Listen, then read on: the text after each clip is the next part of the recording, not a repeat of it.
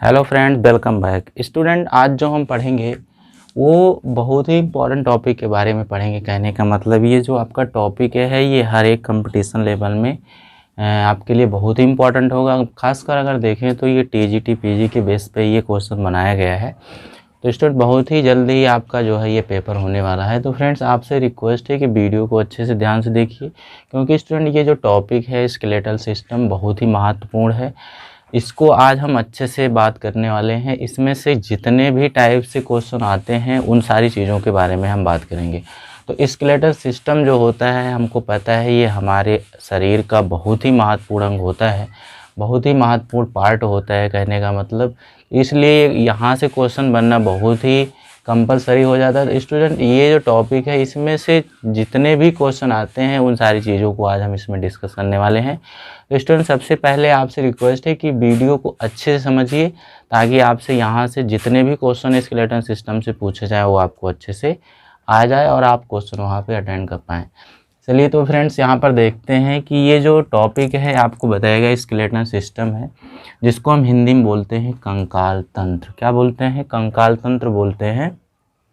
अब अगर देखा जाए स्टूडेंट, तो ये जो कंकाल तंत्र होता है ये जितने भी मानव होते हैं, ऑर्गेनिज्म होते हैं, जीवधारी होते हैं, हर एक ऑर्गेनिज्म के अंदर स्केलेटन होता है। और हम जानते हैं ये हमको लोकोमोशन एंड मूवमेंट प्रोवाइड करता है, जिसके द्वारा हम अपने अंग को लोकोमोशन करवा सकते हैं। ठीक है, तो अगर सबसे पहले देखा जाए कि ये जो स्केलेटन सिस्टम होता है मनुष्यों में ये किस तरीके से होता है, इसके बारे में हम बात करने वाले हैं।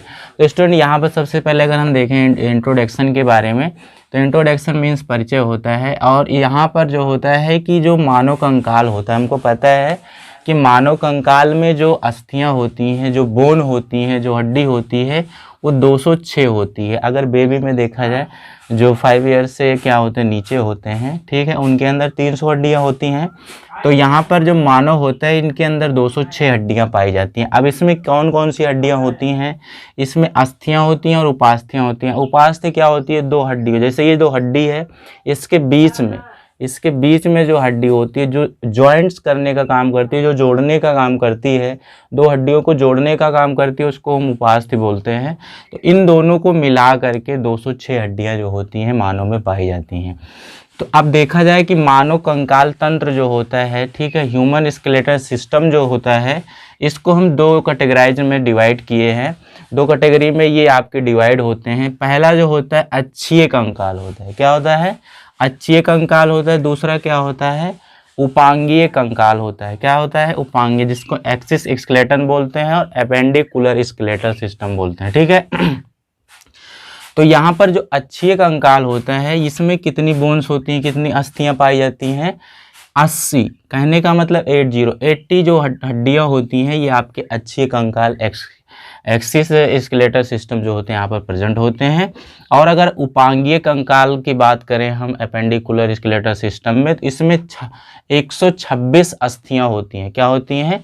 126 अस्थियां होती हैं, मींस बोन होती हैं, हड्डी होती है। ठीक है, तो ये क्वेश्चन आपके लिए खास होने वाला है स्टूडेंट। जो अक्षीय कंकाल होता है इसमें कितनी हड्डियां होती हैं? तो 80 अस्थियां यहाँ पर होती हैं, 80 बोन्स पाई जाती हैं। और यहाँ पर जो उपांगीय कंकाल होता है यहाँ पर कितनी होती हैं? 126। कितना होती हैं? 126। तो ये 2 क्वेश्चन आपके लिए इंपॉर्टेंट है। और ये तो आपको लगभग पता ही होता है कि मानव शरीर में कितनी हड्डियाँ पाई जाती हैं। 206 हड्डियाँ होती हैं। बच्चों के शरीर में कितनी हड्डियाँ होती हैं? 300 हड्डियाँ होती हैं। कितनी होती हैं? 300 हड्डियाँ होती हैं। क्लियर? अब देखिए यहाँ पर जो अक्षीय कंकाल होता है, अक्षीय कंकाल अस्थियां जो होती है, इसको हम क्या किए? इट इज 4 कैटेगरी में डिवाइड किए। इसको 4 भागों में बांटा गया है। जो अक्षीय कंकाल होता है ये पहला पार्ट। ठीक है, अब पहला पार्ट में क्या होगा? इसमें कौन कौन सी जो होती हैं अक्षीय कंकाल में कौन कौन सी हड्डियाँ होती हैं और कहाँ कहाँ पाई जाती हैं, उनका नाम क्या होता है? इसमें पहला होता है करोटी। क्या होता है? करोटी यहाँ बोन होती है, स्टर्नम होती है, और यहाँ पर कशोरुकदंड होता है और पसलियाँ होती हैं। ठीक है, तो यहाँ पर जो फ्रेंड्स यहाँ पर है 1 2 3 4 प्रकार के अच्छे कंकाल अस्थियों को डिवाइड किया गया है। अब करोट में जो होती है इसकी बोन्स जो होती है, जो हड्डियां पाई जाती हैं वो कितनी होती हैं, ये आपके लिए इंपॉर्टेंट होने वाली बात, ये 29 होती है। कितना? 29। और जो स्टर्नम होता है, स्टर्नम में कितनी होती हैं? 1 होती हैं। कितनी? 1 होती हैं। और जो कशोरक दंड होता है आपका, कशोरक दंड जो होता है उसमें कितनी होती हैं? 26। कितना? 26 होती हैं। और पसलियाँ जो होती हैं, पसलियाँ जिसे आप सुने, पसलियाँ जो होती हैं वो कितनी होती हैं? 24 होती हैं। ठीक है, तो ये हमको पता चल गया अच्छे कंकाल जो 4 कैटेगरी में डिवाइड हुए हैं, इसको कितने भागों में बांटा गया? 4। इसमें बोन्स जो होती हैं आपके लिए इतनी पाई जाती हैं। ठीक है, अब देखिए ये कहाँ पर होती हैं? करोटी अस्थि जो होती है ये हमारे खोपड़ी में होती है, खोपड़ी और फेस में, कहने का मतलब इतना मिला करके। ठीक है, तो 22 जो होती है ये आपकी जो होती है 22 टोटल होती है हमारी करोट अस्थि जो होती है। अब इसमें फेस जो होता है, जो हमारे यहाँ जो चेहरा होता है, चेहरे में कितनी हड्डियाँ होती हैं? 14 हड्डियाँ। कितना? 14 होती हैं। और खोपड़ी जो होती है आपकी, खोपड़ी जो होती है इसमें 8 होती हैं। तो 14 8 मिला करके टोटल कितनी हो गई हमारे सिर में? ये आपकी 22 हो गई। कितनी हो गई? 22। ठीक है, अब देखिए इसमें संबंधित करोट जो होती है, जो और हड्डियां जुड़ी होती हैं, ठीक है, इसमें आपकी जो होती है 3 प्लस 1, ठीक है, 3 और 3 6 और 1 7, ये 7 हड्डियां जो होती हैं संबंधित होती हैं एक दूसरे को अरेंजमेंट करने के लिए, जोड़ने के लिए। ठीक है, तो ये था आपका स्टूडेंट करोट। अब देखिए यहाँ पर स्टर्नम जो होता है इसमें 1 होती है। क्लियर? अब देखिए यहाँ पर कशोरिक दंड जो होता है, कशोरिक दंड में हमने बताया था 26 हड्डियाँ होती हैं। ठीक है, 26 हड्डियाँ। अब इसमें ग्रीवा जो होता है, जो गला होता है, इसमें गले में 7 हड्डियाँ होती हैं। कितना? 7। और वच्छिय जो होता है, ठीक है, सिर, वक्ष और उदर, तो जो वच्छिय होता है इसमें 12 होती हैं। और कट में कितना होता है? 5। कितना होता है? 5। त्रिक में कितना होता है? 5। और पूछिए जो होता है, पूंछ जो होती है आपकी, उसमें कितना होता है? 4। तो इस तरीके से ये आपकी जो होती है कशोरक दंड में जो होती है इतनी हड्डियां जुड़ी होती है। तो स्टूडेंट आपको ये पता होना चाहिए ग्रीवा में कितना है, वच्छिय में कितना है, कट में कितना है और त्रिक में कितना है, पुच्छिय में कितना है। तो ये हड्डी आपके लिए, ठीक है, जानकारी होना चाहिए क्योंकि यहाँ से क्वेश्चन पूछा जाता है। अब पसलियाँ जो होती हैं, पसलियों में हमने बताया था कितनी हड्डियाँ होती हैं? 24। अब इसमें देखिए कुछ सख्त फसलियां होती हैं, कुछ असत फसलियां होती हैं। ठीक है, अब सख्त फसलियां कितनी होती हैं और असत फसलियां कितनी होती हैं, कितने से कितना तक जुड़ी होती हैं? तो इसमें 14 होती हैं। 14 से 7 जोड़ी, 14 से 7 जोड़ी पेयर में होती हैं। कितना? पेयर में होती हैं, जोड़ी में। और असत फसलियां कितनी होती हैं? 8 से 12 जोड़ी तक ये हो सकती हैं। 8 से 12 जोड़ी तक ये पेयर में जो होती हैं सत्य पसलियाँ जो होती हैं प्रेजेंट होती हैं। अब देखिए ये जो हमने पढ़ा अच्छे कंकाल, अगर देखा जाए तो इसका एक फार्मूला बन जाता है। कोई क्वेश्चन कई बार ये पूछा गया है कि अच्छे कंकाल अस्थियों का जो फार्मूला होता है, जो सूत्र होता है, यहाँ पर बताया गया है C7 T12 L5 S5 CO14। तो इस तरीके से आपको ये पूरा यहाँ पर बता दिया गया। तो ये आपके लिए वेरी इंपॉर्टेंट है। क्लियर हो रही बात? तो स्टूडेंट ये हमने देखा कि जो है किस तरीके से अच्छे कंकाल में कितनी हड्डियां होती हैं। अब यहाँ पर पाद जो होते हैं, ठीक है, जो पाद होते हैं, पाद में जो होते हैं, पाद मीन्स क्या होता है? पैर। ठीक है, अब पाद अस्थियां जो होती हैं वो कितनी होती है? टोटल 120। ये आपके लिए बहुत इंपॉर्टेंट है। 120 पाद अस्थियां कितनी होती हैं? 120 होती हैं।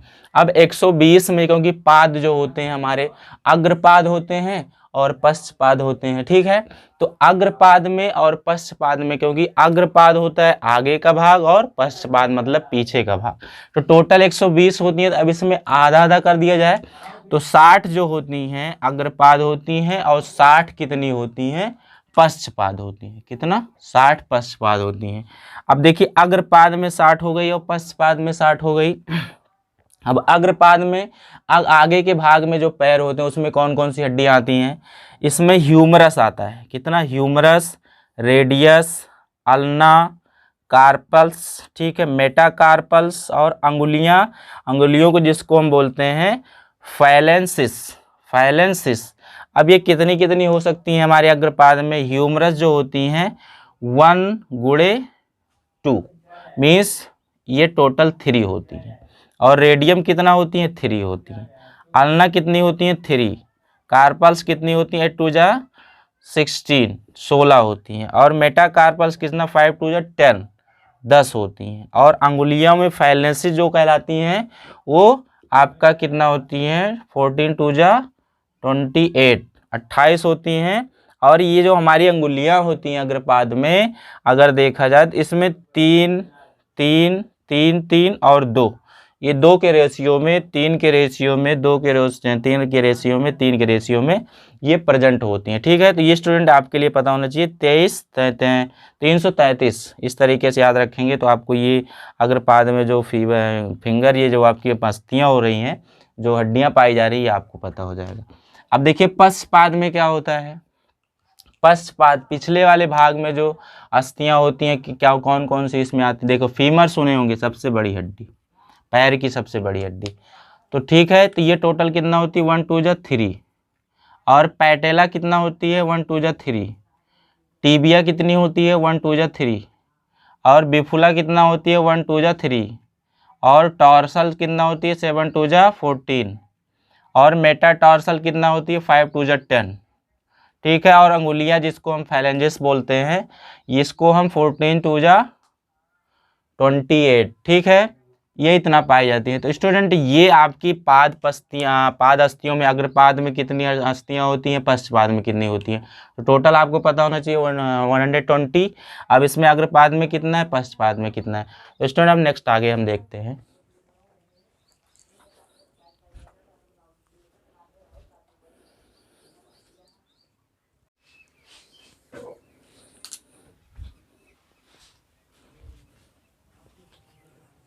देखिए हम आगे देखेंगे कि फ्रेंड्स इसके आगे जो भी इसके टाइप हैं, उस टाइप्स के अंतर्गत जो भी क्वेश्चन इम्पॉर्टेंट हैं, जो भी क्वेश्चन आपसे पूछे जाते हैं, उसके बारे में हम थोड़ा चर्चा कर लेते हैं। तो स्टूडेंट यहाँ पर पहला जो पॉइंट्स है आपके लिए बहुत ही महत्वपूर्ण है कि जो कंकाल तंत्र होता है, कहने का मतलब जो स्केलेटन सिस्टम होता है, इसमें जो अस्थियाँ होती है, मीन्स जो बोन होती हैं, एक ढांचा और उपास्थियाँ, ये दोनों का काम यहाँ पर करती हैं। कहने का मतलब एक ढांचा बनाती हैं और यहाँ पर ये जो उपास्थियाँ होती हैं एक दूसरे के कांटेक्ट में आने से इनके ढांचे का निर्माण करते हैं। जैसे कि हमने बताया कि अस्थि जो होती है और जो एक अस्थि दो, जैसे कि ये अस्थि है और एक अस्थि है, इसके बीच में जो आपकी जॉइंट्स करने का काम कर रही है, हड्डियों को जोड़ने का काम कर रही है, वो उपास्थि होती है। ठीक है, जिसे हम कार्टिलेज बोलते हैं। अब यहाँ पर शरीर की गतियों, अभी हमने इसके पहले बताया कि जो शरीर की गति होती है, जो लोकोमोशन होता है, इसके अध्ययन को, बहुत ही इंपॉर्टेंट यहाँ पर टॉपिक है, ये आपका बहुत ही इंपॉर्टेंट यहाँ पर पॉइंट्स बन रहा है आपके लिए कि जो शरीर की गति होती है, इसके अध्ययन को हम क्या बोलते हैं, तो काइनेसोलॉजी बोलते हैं। काइनेसोलॉजी बोलते हैं, ये आपके लिए बहुत महत्वपूर्ण है। अगला है कि जोड़ों के अध्ययन को, जो जोड़ होते हैं, अभी हमने बताया कि एक हड्डी यहाँ है, एक हड्डी यहाँ है, इसके बीच में जॉइंट्स करने का काम जो कहलाती है, इसके अध्ययन को हम क्या बोलते हैं, आर्थ्रोलॉजी। क्या बोलते हैं, आर्थ्रोलॉजी। क्लियर। अब देखिए जो कंकाल होता है, अभी जो स्केलेटन सिस्टम होता है, इसको 2 भागों में बांटा गया। इट इज ऑफ 2 टाइप्स के होते हैं। पहला जो होता है इंडो और जो होता है दूसरा होता है मीजो। ठीक है, तो इक्सो और मीजो, जैसे कि हमने बताया था कि ये कोई लेयर है, तो जो अंतिम बाहरी भाग होता है इसको बोलते हैं इक्सो, और जो मिडिल भाग होता है इसको मीजो बोलते हैं, और लास्ट वाले को इंडो बोलते हैं। बट यहाँ पर जो कंकाल तंत्र होता है, ये अंतः कंकाल और दूसरा बाह्य कंकाल, एक बाहर से होता है और एक अंदर, जैसे कि हमने देखा था अभी अस्थि जो है। तो बाह्य कंकाल जो होता है इसको हम क्या बोलते हैं, ये कहाँ से विकसित होता है, कहाँ से उद्भिद होता है, ये एक्टोडर्म से होता है। ठीक है, एक्टोडर्म, मीजोडर्म, इंडोडर्म। ठीक है, इक्सो, मीजो और इंडो। इक्सो को बोलते हैं बाह्य, मीजो को बोलते हैं मध्य, और इंडो को बोलते हैं आंतरिक। तो बाह्य को हम बोलते हैं एक्टोडर्म से उद्भिद होता है, ये जो कि निर्जीव होता है, नॉन लिविंग होता है। ठीक है, और यहाँ पर जो बाह्य कंकाल होता है इसको बोलते हैं एपिडर्मिस। ये एपिडर्मिस से विकसित होता है, एपिडर्मिस से इसका निर्माण होता है। अब इसमें एग्जाम्पल्स में अगर देखें तो नाखून हो सकता है, जो नेल्स होती है। ठीक है, सींग यहाँ से डेवलप करता है, खुर जो होते हैं, जो भी एनिमल्स और वगैरह होते हैं, और पंख जो होते हैं। ठीक है, फीदर, और सल्क जो होती हैं, पंजे, ये सारी चीज़ें हमारे एपिडर्मिस से विकसित होते हैं। क्लियर हो रही बात। एग्जाम्पल भी आपको पता होना चाहिए। अंतः कंकाल को क्या बोलते हैं, मीजोडर्म से विकसित होता है, ये मीजोडर्म से, और बाह्य एपिडर्मिस से, और बाह्य कंकाल एक्टोडर्मिस से। तो यहाँ पर जो अंतः कंकाल है, अंतःकंकाल मेसोडर्मिस से उद्भिद होता है, जो कि जीवित होता है, ये लिविंग होता है, और ये क्या होता है, नॉन लिविंग होता है, ठीक है, ये बाह्य कंकाल। और शरीर की जो गति में इस तंत्र की महत्वपूर्ण भूमिका होती है। अभी हमने इसके पहले भी बताया था कि जो शरीर की लोकोमोशन होता है, जो गति होती है, मोशन जो होती है, उसमें ये महत्वपूर्ण भूमिका निभाता है, ठीक है। और उपास्थियाँ जो होती हैं, जो कार्टिलेज होता है, ये मैट्रिक्स जो होता है, जिसको हम क्रोडोइटिन बोलते हैं, क्रोडोइटिन, ये लवण जो होते हैं इस चीज़ के निर्माण से बने होते हैं, जो कि पेलेबल होते हैं। पेलेबल मतलब कि जो उपास्थि होती है, जिसके कारण हम अपने फिंगर को घुमा रहे हैं, अपने जहाँ जहाँ हमारे पार्ट जो है लोकोमोशन करते हैं, घूम सकते हैं, उसको ये पेलेबल बनाने का काम करती है। कहने का मतलब लचीला बनाने का काम करती है, ठीक है। इसे दो मुख्य समूहों में बांटा गया है, ठीक है। इसको हम दो भागों में बांटे हैं। पहला है अक्षीय कंकाल, दूसरा है उपांगीय कंकाल। तो स्टूडेंट यहाँ तक आप अच्छे से पढ़िए। अभी स्केलेटन सिस्टम खत्म नहीं हुआ। अभी इसमें जितने भी क्वेश्चन स्केलेटन सिस्टम से पूछे जा सकते हैं, सारे क्वेश्चन को हम बात करेंगे आगे। तो स्टूडेंट तब तक आप यहाँ तक अच्छे से तैयार करिए। एनीवे इसमें कोई आपको डाउट है तो कमेंट कर सकते हैं। तो स्टूडेंट हम फिर इसके आगे के नेक्स्ट वीडियो में आपको जल्दी ही बनाएंगे। तो हम अक्षीय कंकाल, उपांगीय कंकाल और सारे जो क्वेश्चन होते हैं स्केलेटन सिस्टम से, उसके बारे में हम जल्द बात करने वाले हैं। तो स्टूडेंट आपसे रिक्वेस्ट है कि आप यहाँ तक अच्छे से पढ़िए। आज के लिए इतना ही। Thank you class.